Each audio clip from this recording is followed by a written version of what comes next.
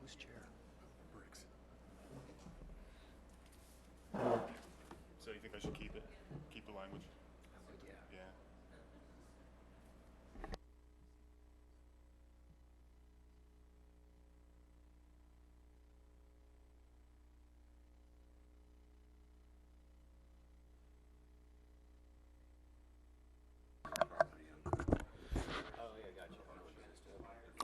Is everybody ready? Hello? Is this mic live? Are we ready? Okay. I'd like to call to order the regular scheduled Planning Commission meeting for the City of Placerville on July 2nd, 2013, and like Mr. Rivaz to lead us in the Pledge of Allegiance.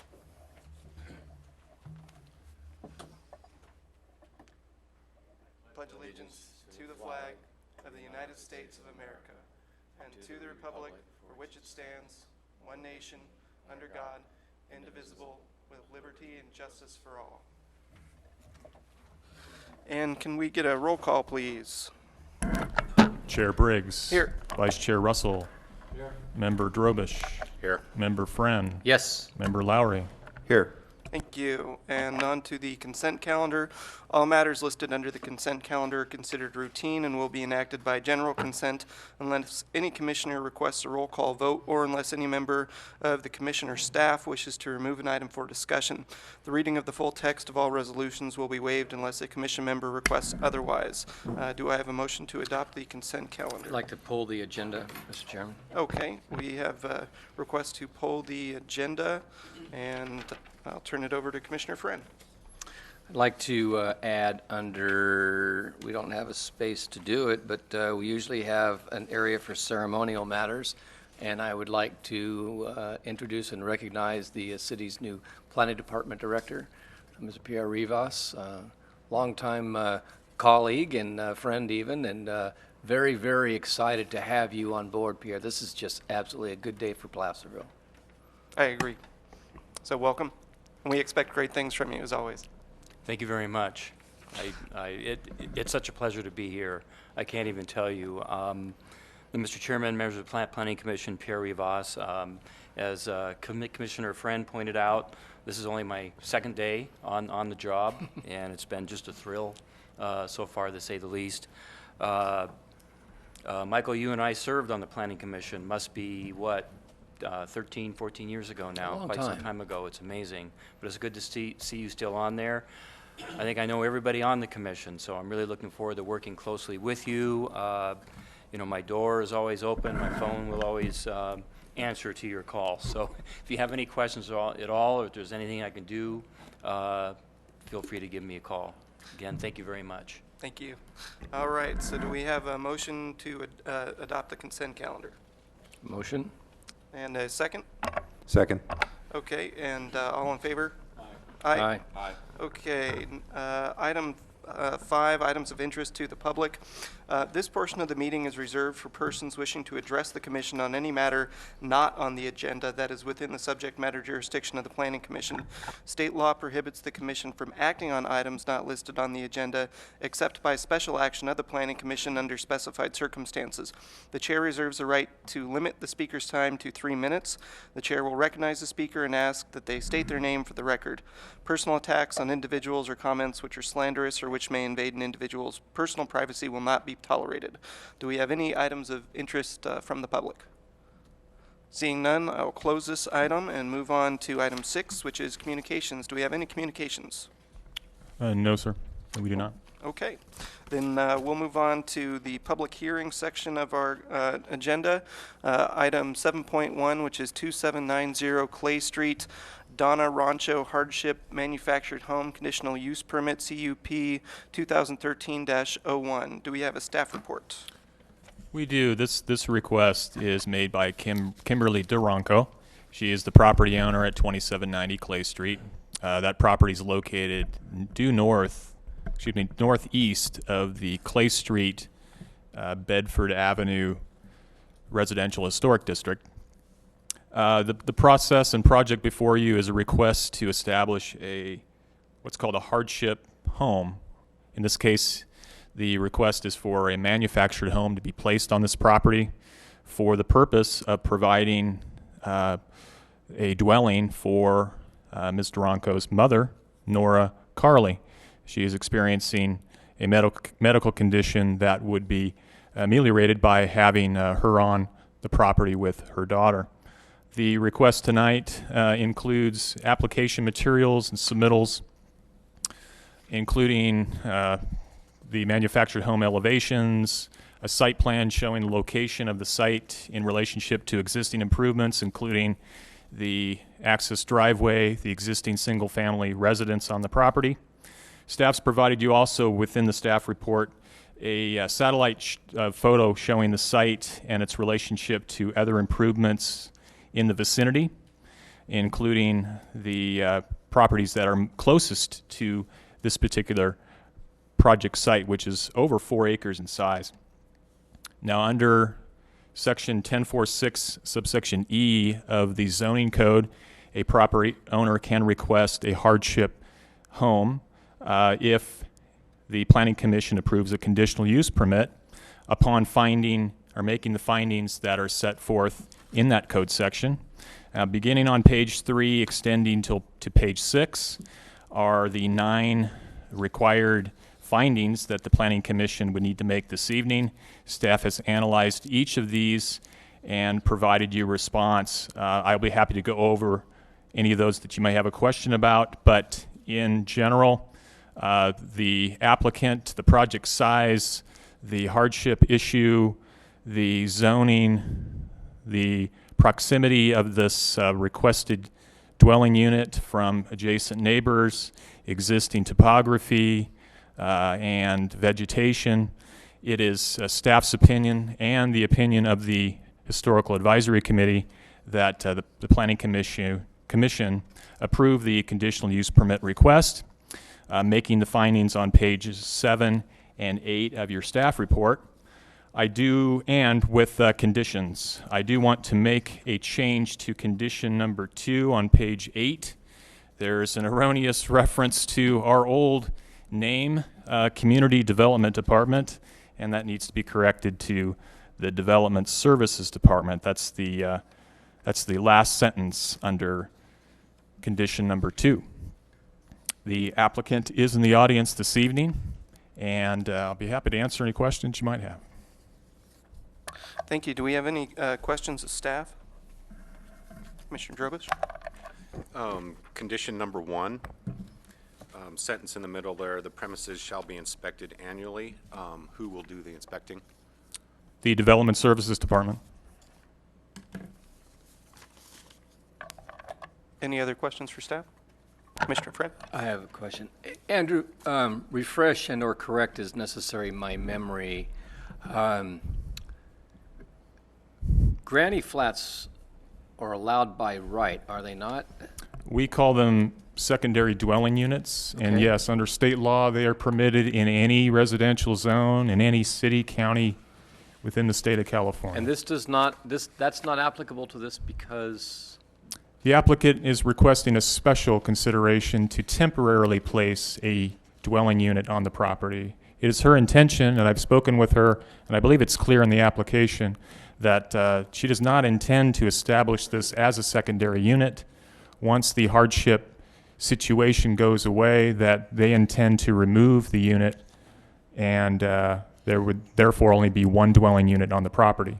Now, if the applicant, property owner, were to change their mind in the future, yes, there is a procedure to legally establish it as a secondary dwelling unit, and it would require connections that are permanent, as well as fees paid, fire, traffic, park, development fees, school fees, Okay. yeah, right. that's great, thank you, perfect. Any other questions for staff? I have one, Andrew. If someone else gets sick and wants to use this unit, let's say that the current inhabitant gets better and then the sister or something like that gets sick, do they have to do a new application, or could the sister then use the hardship?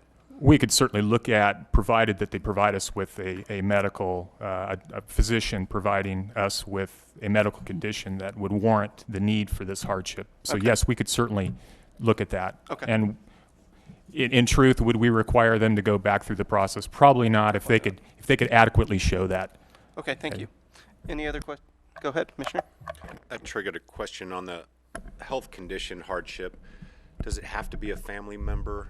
Can it be another friend, a neighbor? Are there limits on who the medical condition has to apply to? No, there is no. Any other questions for staff? Okay, at this time, we will open up the hearing to the public, and we'd request that the applicant come to the podium and tell us a little bit more about your project, anything you think we don't already know.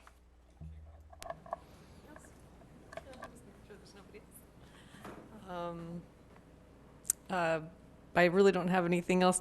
Probably the packet's pretty thorough. We did have several visitors come and look at the site. It's far enough away from all of the borders. It is 4.2 something acres. It will be temporary. We do plan on having it removed when the need is no longer needed. Does anyone have any questions for me about the project? Staff does have a clarification. Oh, go ahead. This addresses Member Drobish's question about, is it restricted in terms of the occupancy of this hardship home to a family member, or could it be someone else? I do have the code in front of me. I'll read it for you. A conditional use permit may be granted to the owner of an existing principal dwelling to permit one manufactured home unit as an additional dwelling unit for the use by a member of his or her family, provided the following findings are made. So I correct my previous statement. Any questions for the applicant? Okay, thank you, ma'am. Thank you. Do we have any other members of the public that wish to address this item? All right, seeing none, we will close the public hearing and bring it back to the commission for discussion.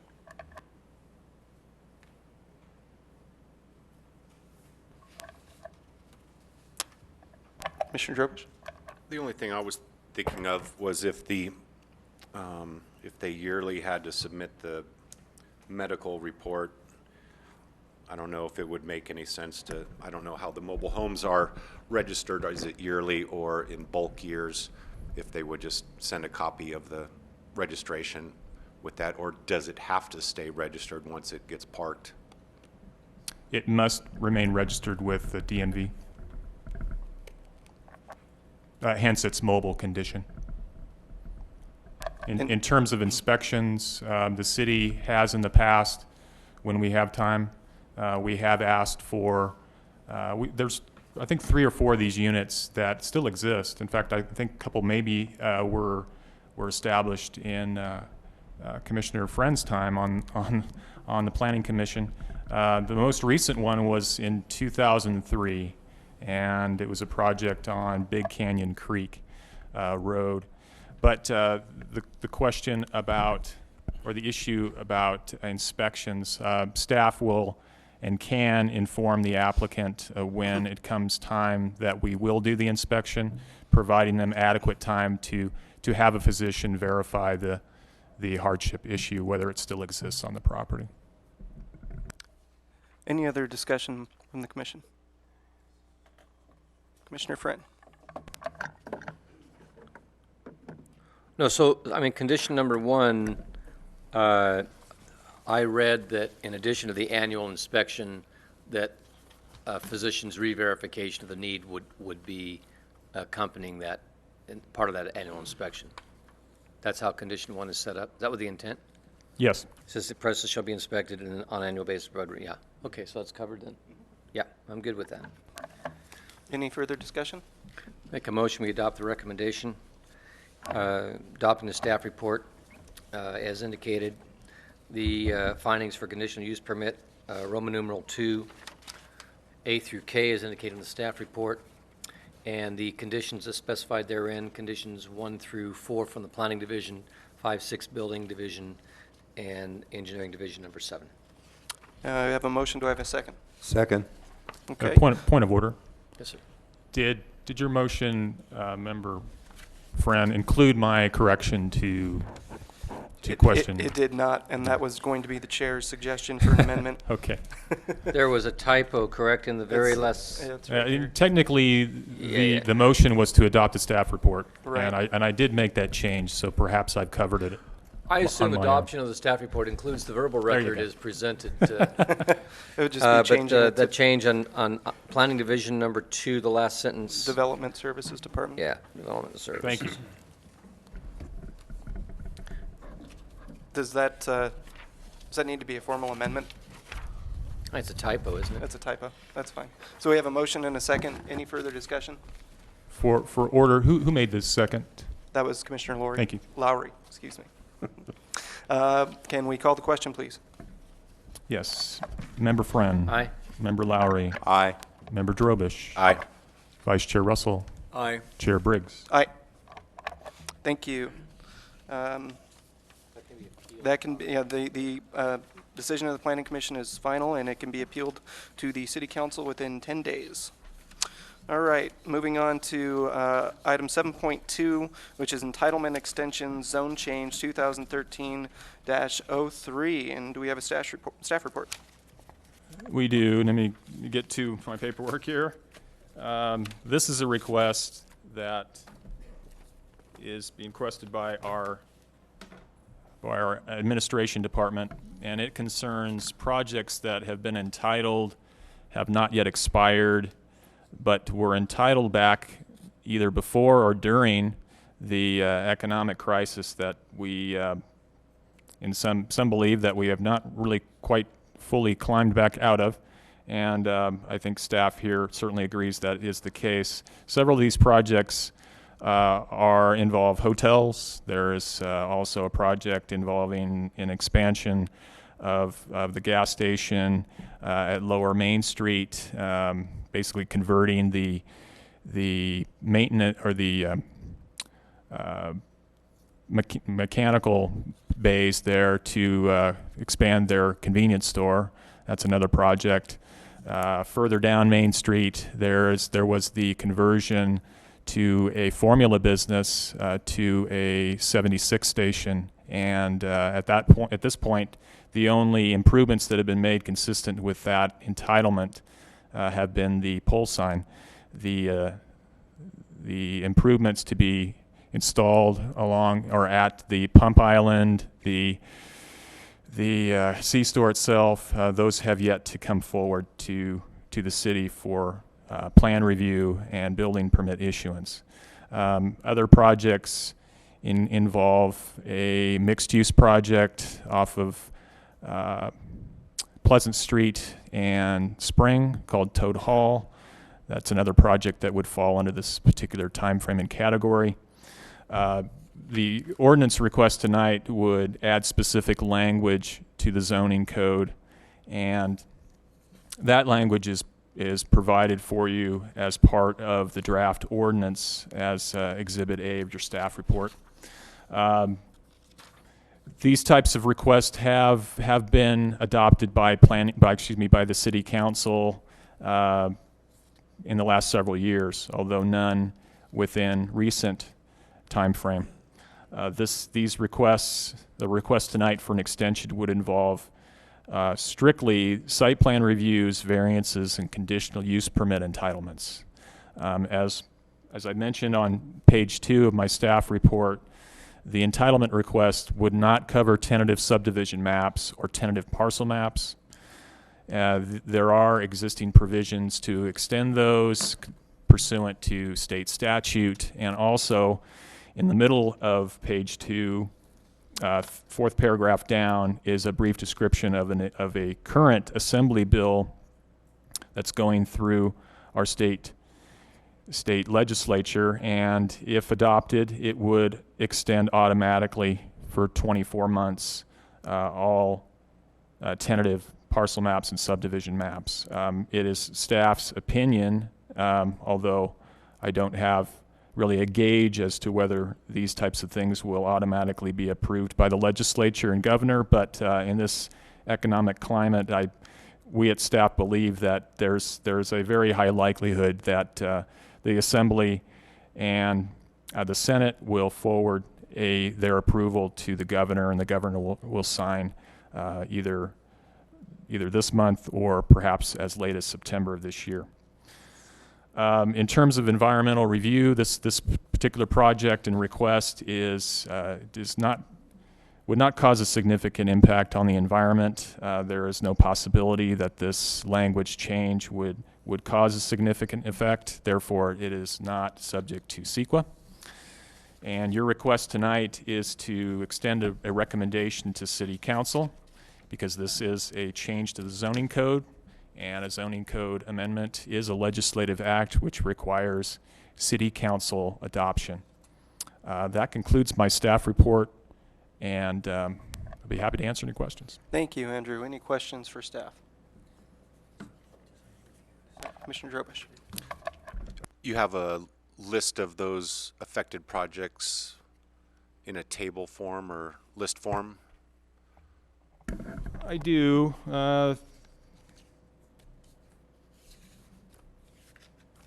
Looking at it before I came over here, there are a couple of projects that are currently, permits have been issued, so they really don't qualify. One is 301, 305 Main Street.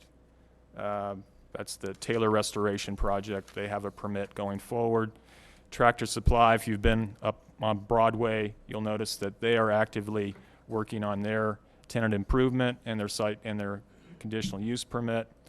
There's a Thompson Toyota reimage that was approved by this body a little over a year and a half ago or so, and there is a plan check being processed as we speak. The other projects, again, be happy to pass this out. They date back to as early as, I believe, 2007 or 2006. Do you have a number of how many total projects would be affected under this proposal? And don't know if you would have the number that would be affected in the retroactive language. Looks like a total of 9. Other questions of staff? Commissioner Lowry. Yeah, this is just a matter of curiosity. I've heard this term used before. Does the term Toad Hall refer to an existing structure there at Spring and Pleasant, or a proposed structure? It is a proposed structure. They have a site plan review approved by Planning Commission and appealed to City Council. City Council remanded some of the issues back to the Planning Commission. So it has gone through many public hearings, a couple of extensions. I know the Planning Commission did extend, at least on one occasion, a request a couple of years ago. That particular project also was included in the 2 automatic extensions that the City Council adopted approximately 4 and 5 years ago. So And yes, how did it come by its name? I'd be happy to go into that in a little detail if you'd like. The property owner. I don't know if this is the best time to do that. Okay, well, offline's fine too. Okay. I'm just the new guy trying to get some context. That's all. I can tell you it was a great project. It's unfortunate that it hasn't come to fruition yet.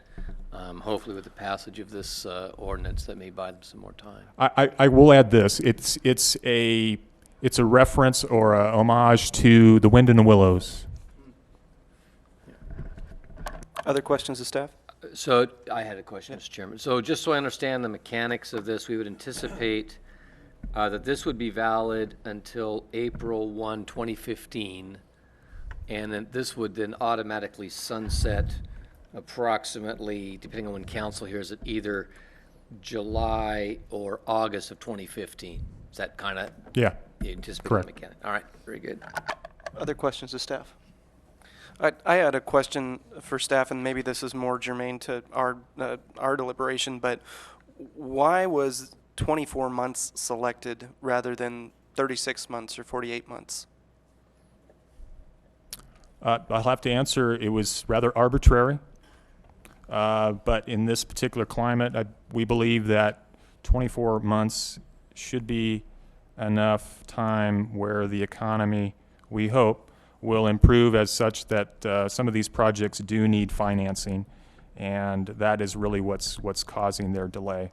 After speaking with a couple of the project applicants and entitlement holders, so to speak, that is the thing that's really holding up a lot of these projects, and banks are not lending as perhaps they could or should, and we hope that within those 24 months that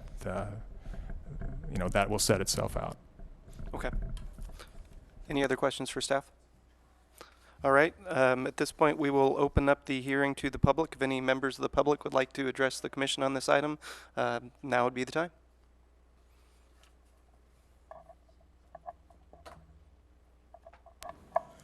Good evening, Brady McGuire, 650, 660, 670 Placerville Drive.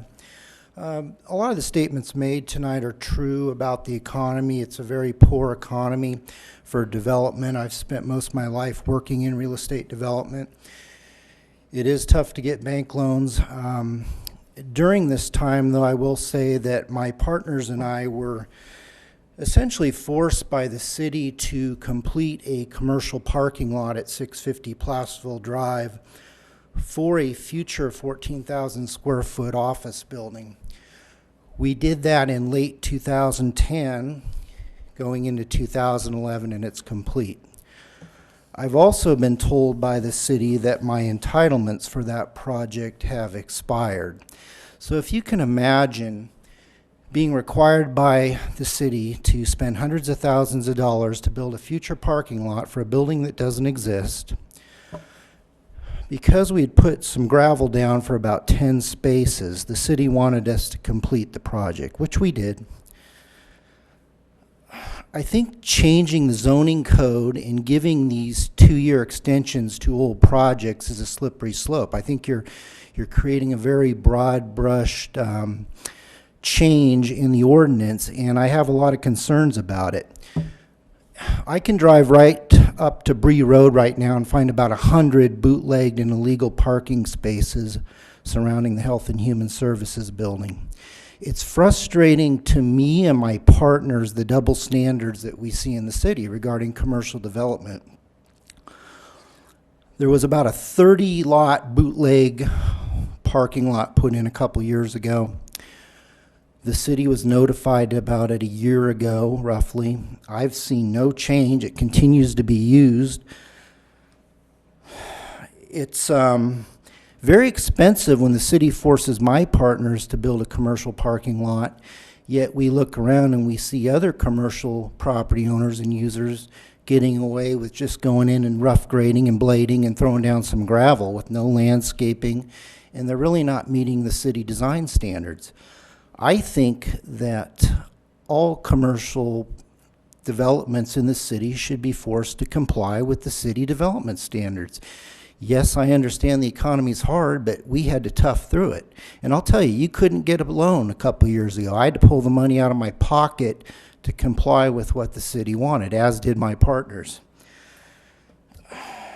It's frustrating because what I see going on up on Bree Road is a temporary use permit that this commission just continues to rubber stamp and reapprove every year. That project was approved in 2005. So that's 8 years ago. I'd like my project extended, but I've been told by the former planning director and community development director that my entitlements are expired, yet I'm building a multi-$100,000 parking lot for a future project. And it's just crazy. I invite any of you to go up there and look at it. I brought a copy of the letter. I know Pierre's new here from the county, and I've got some exhibits and a lot of pictures. But when you continue to allow double standards, it hurts the people in the city who are commercial property owners that actually work hard and diligently to comply. And it really sends the wrong message, in my opinion.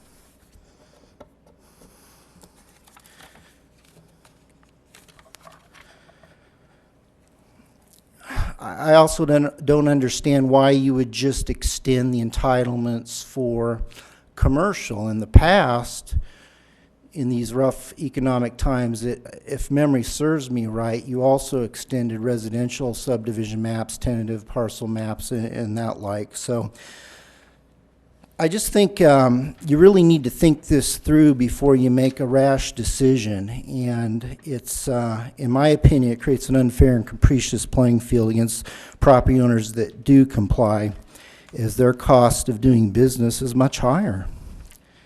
And if you have any questions for me, I'm more than welcome to answer them. I've been looking into this a lot, and it's frustrating to see the double standards. I expect property owners to be treated fairly and equitably across the spectrum, and not for there to be this double standard because, you know, the county's a tenant or so-and-so owns the property.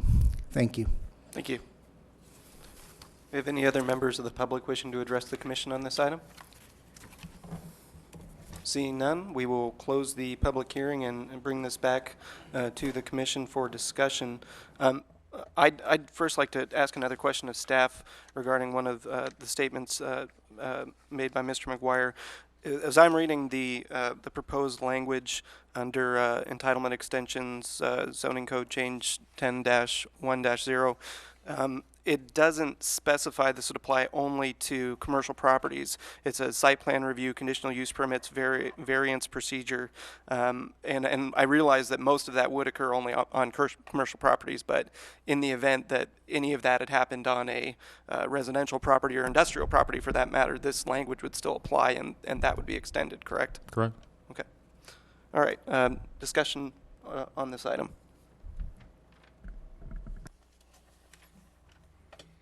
Well, I'll start. With respect to the comments of the gentleman, I still think that this is a good step for the city. And personally, I'm not sure 24 months is enough. I would think it might be appropriate to give more time. 36 months I think would be appropriate, if not more. But otherwise, I'm generally in support of this. I presume that the city can always introduce a subsequent ordinance similar to this with another 1 year, 2 year, 3 year extension as the city deems appropriate. At the same time, I would also presume that there is some sort of metric aside from the anecdotal, although I certainly concur with it, the anecdotal observation that financing is a challenge. It's hard to get money. But maybe is there some other metric that the city is using to determine that this is warranted? And again, not speaking against it, but just we already made the observation that perhaps 24 months was in itself arbitrary. It wasn't necessarily based or tied to or indexed against something. Similarly, you know, the ordinance, the desire to extend, well-intentioned and probably appropriate. One could say, well, that's kind of arbitrary. So I'm, again, trying to get back to certainly not necessarily concurring with all of the remarks that were offered this evening, although some things give me some concern. I do think that one of the messages in there is consistency and objectivity in how we apply zoning and codes and regulations, and you know, it's kind of the way we deliberate things to make sure that we're consistent and we're not setting precedent. We can defend what we're doing. Similarly with that, so I don't know if there are any metrics that go along with this or what the city's going to use to determine if it needs to do it again. And I don't necessarily expect that staff would have an answer to that either.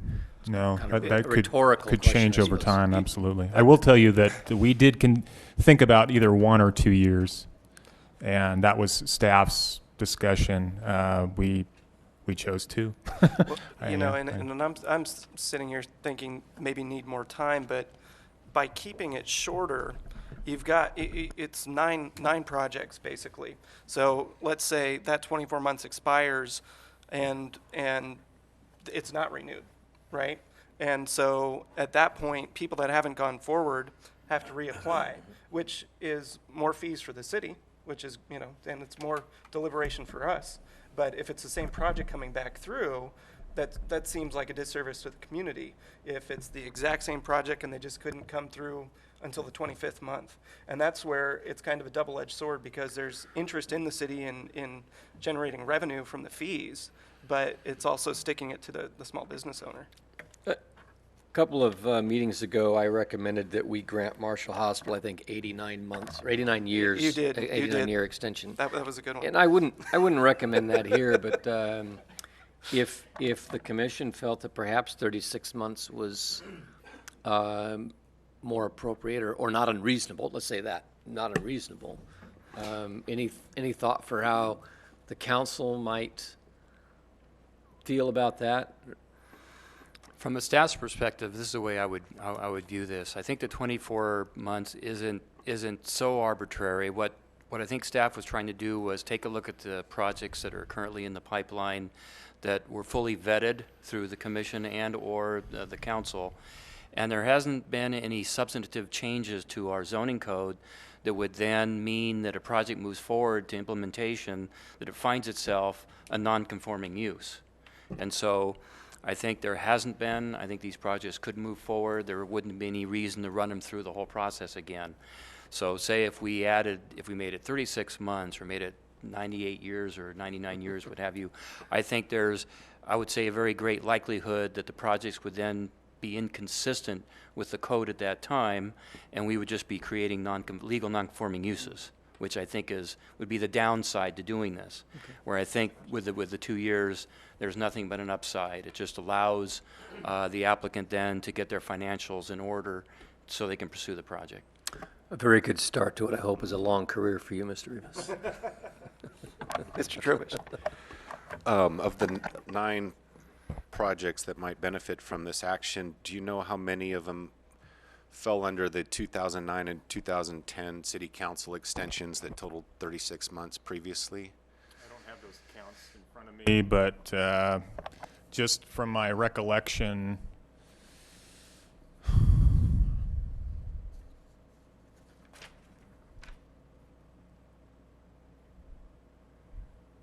seven. So if this was approved as written, then they would have been granted 5 years of extensions? Is that right? The previous 36 and the current 24 proposed? That were, yeah, if granted, if this ordinance goes through, yeah, the city automatic extensions would total that much. There might have been, and in fact, I think a couple of these projects, the applicant, prior to the city council adopting an ordinance to automatically extend, they went on their own and requested an extension through the planning commission. Those numbers I don't have in front of me, but I would guess that there are probably 1 or 2 that fall under that category. So they got the benefit of a extension by this body and extensions by city council through zone code changes. Yeah. Yeah, correct. If a project entitled expires, do they need to come back and pay the full application fee, or if the project was exactly the same, do they get a cut on the rate? A project that, from city's perspective, a project that expires, it ceases to exist, and therefore, yes, it would be subject to not only new fees, but it could be, it would be evaluated under the current code. So if there were any substantive changes, as Mr. Rivas mentioned, that project, if it came back before you, would be analyzed under that code section. So, or relevant code sections. So new conditions could be put on the project if That's the correct. level of service for a street was A when they applied and now it's F, they're going to have to improve that street. It's essentially a de novo project at that point, is it not? It's Pardon brand me? new. It's de novo. De novo, It's, yes, it's brand new. Any further discussion on this item? I'm happy to move the recommendation, Okay, unless somebody else is interested in doing such. I like motions. Yeah. So let me get to the right page. So I move that we recommend to the City Council to approve amendment to Section 10-1-0 of the zoning ordinance, City Code Title 10, under zone changes, ZC 2013-03, with the language as found in Exhibit A of the staff report of 2 July 2013 under this agenda item. I have a motion. Do I have a second? Second. A motion and a second. Any further discussion? Commissioner Lowry? Lowry? No? Okay. Call the question, please. Member Friend. Aye. Member Drobish. Aye. Member Russell. Aye. Vice Chair Russell. Aye. Chair Briggs. Aye. And Member Friend. I believe you called me Did I? first as the Member maker Lowry, of the I'm sorry. motion. Yeah. Member Lowry. Lowry. Aye. Aye. Thank you. Thank you. Gonna have to bring Erica back. Okay, moving on to item 8, matters from commissioners and staff. Do we have any matters from commissioners or staff? Mr. Chairman, and as it relates to 7.2 that we just concluded, I would like to kind of go back to the comments that were made under the public portion of item 7.2. And without knowing what's factual and what's not, and what's perception and so on and so forth, again, I think it is essential that the city be as objective as possible as it can in the application of its enforcement, as well as do what it can to create a business-friendly environment. And so I would just ask you, Pierre, perhaps you can take a look at the particular situations that were brought up and review them. You certainly don't have any ownership on them. And see what might be available to work with. And certainly, if nothing can be done with the current situation, to have that moving forward, that we can avoid those kinds of situations. Because, I can imagine the level of frustration and hardship created in those kinds of situations. So if you would be kind enough to take a look at that and also kind of carry that with you as you move forward. Yeah, I will certainly meet with Mr. McGuire. I'd be happy to do so and review his situation. On that note, Andrew, I didn't see in your review of the proposed legislation that would automatically extend tentative maps and tentative subdivisions. Is that retroactive to any date, or would that be only maps that are expiring, that would expire, by the 2 years from now? So, if, for example, the gentleman here, if his map's already expired, is the proposed legislation going backwards in time? Let me clarify. The entitlement request that you just moved forward does not include. No. I'm talking about AB 116. Oh, I see. Yes, it sets forth, I believe, 1999. 1999. Now Yeah. I see it. I overlooked that. Right. Thank you. Okay, So that pretty much includes just about everything. Yeah. that would be good. That it has not been built. It may be appropriate for the city to consider sending a letter to the legislature and the governor in support of that item. I would think that's a good position. Good idea. Commissioner Grobish. As maybe many of you have seen of all the spray painted arrows all over our streets and sidewalks and such, I would like to review city code to see if that's legal, banned, what have you, and if not, maybe create language and send it to city council to stop this practice. It's basically bicycle groups planning little vacation trips in our community and using spray paint, a lot of it. And I'd like to let them know that it is not allowed. Please use chalk. Please respect our community, because it's growing exponentially over the last year. And so I just like to bring a stop to it. On that note, I do not know whether the new chief of police has been selected or even announced, but I was fortunate enough to participate in a community panel, and was about 20 other community members interviewing the potential candidates, and they were all excellent candidates, and I highly commend the city manager for his selections, and I have no doubt that any one of them would be a great asset to our city. And I thank you for allowing me to participate in the process. It was a lot of fun. Any other comments from staff or commissions? Staff does have a few items, but I can wait if Go ahead. To give you an idea of what's coming up on the July 16th meeting, There will be two items. First of which will be a site plan review involving a expansion addition to an existing home within a historic district. On the same site, the applicant is also requesting to modify their conditional use permit. The site is the Glen Morey Bed and Breakfast off of Morey Drive and Wood Street near Coloma. And they would like to expand the number of beds offered as part of their use permit, and that would require modification to that permit by the Planning Commission. The second project will involve, the applicant is Marshall Medical Center. They are proposing to construct a parking lot on a satellite lot. What I mean by that, it is detached from their campus currently.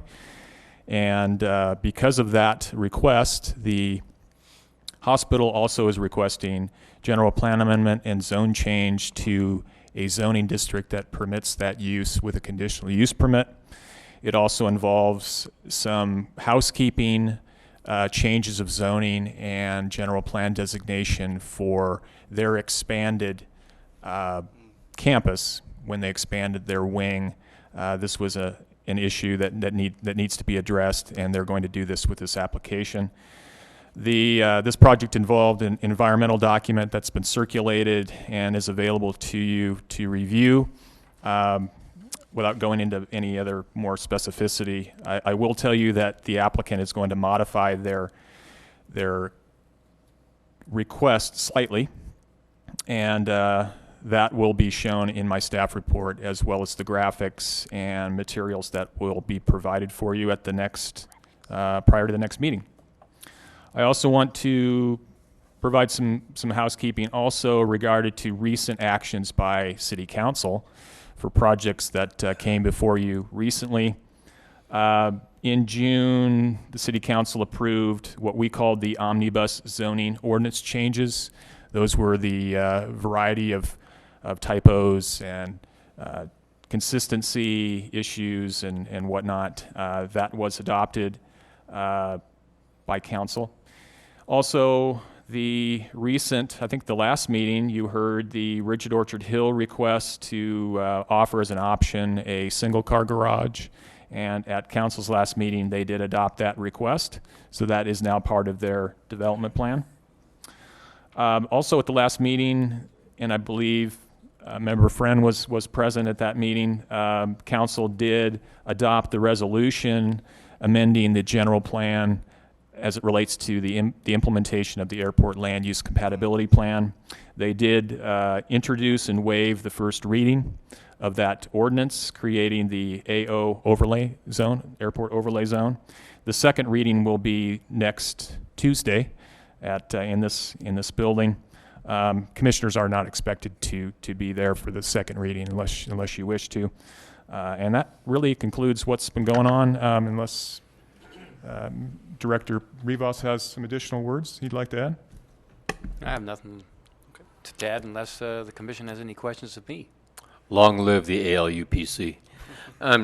I presume that does National Night Out conflict with our August meeting, so we will not have an August meet first. Yeah, traditionally we have gone dark. Do any of you have a calendar with you now? I do. What I'm curious about is, are there fifth Tuesday? Oh, I guess we have one here. Are there fifth Tuesday? Five Tuesdays? 5 Tuesdays in July, it looks like. So it's possible we may, instead of having a meeting on the 6th of August, which is National Night Out, potentially, if we have something to be heard, would you guys be available on the 30th of July? Just kind of a poll. July. Just wondering if council might use that day for a community chat. I'm available that day.